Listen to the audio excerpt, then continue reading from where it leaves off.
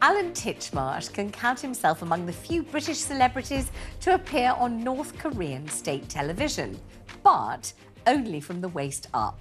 The broadcaster aired an episode of his BBC show, Garden Secrets, but the North Koreans blurred out his genes because in that country they're seen as a symbol of Western imperialism and therefore banned. Joining me to discuss this is Aiden Foster-Carter, a career expert from Leeds University. Hello, sir. Thank you for joining us. So can you explain how it could be that a garment, a pair of jeans, originally, of course, worn by panhandlers and artisans and cowboys and, men of the earth, let's say, of the soil, hard-working, working-class artisans, should be considered by the North Koreans imperialistic and consumer representative? Why, how can that be? I suppose this is all a matter of semiotics, if I'm allowed to use words like that on TalkTV. We love it. We cherish the notion of your using the word semiotics at all times and in all places, especially on TalkTV. Use it more. We love it. Absolutely. Postmodernism, no. Seriously, I fear that the North Korean regime is not as well informed as you are historically about the proletarian origins of this garment.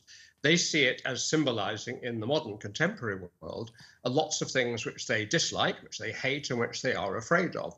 Blue jeans, a symbol of evil capitalism, the outside world, and everything they're trying to keep at bay. You may think this is a rather ridiculous attitude, and I rather wonder how they can sustain it in the internet age and so on. Though, of course, most people can't access the internet, but that's the reason. They have very clear ideas about fashion and what you can wear and what you can't wear, unless you're the leader, of course, or his wife or his sister or his daughter, who seems to be crown princess, who can wear lovely leather and all sorts of things, although Kim Jong-un himself doesn't really look great in anything. What do they think it is? Incumbent or behoving North Koreans. So what do they favour as a sartorial choice instead of jeans?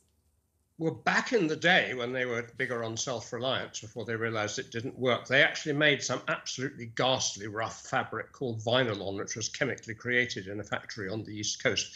And everybody in North Korea tried not to wear it.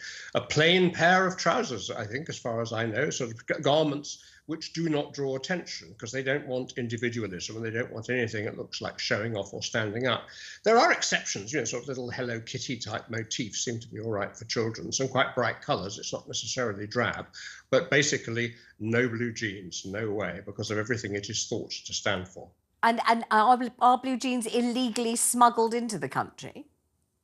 Not as far as I know. I mean, again, to qualify this slightly, Western tourists, there haven't been any for the last 4 years because they shut down for COVID and they haven't reopened yet, but there's no restrictions on what Western tourists can wear. The irony about sort of other jean connections is there was a Swedish company having, because they can make things quite cheaply for the world market when they're not sanctioned. I have to stop you mid-flow about jeans. I'm so sorry. We'll discuss them another day, and semiotics we adore. Coming up after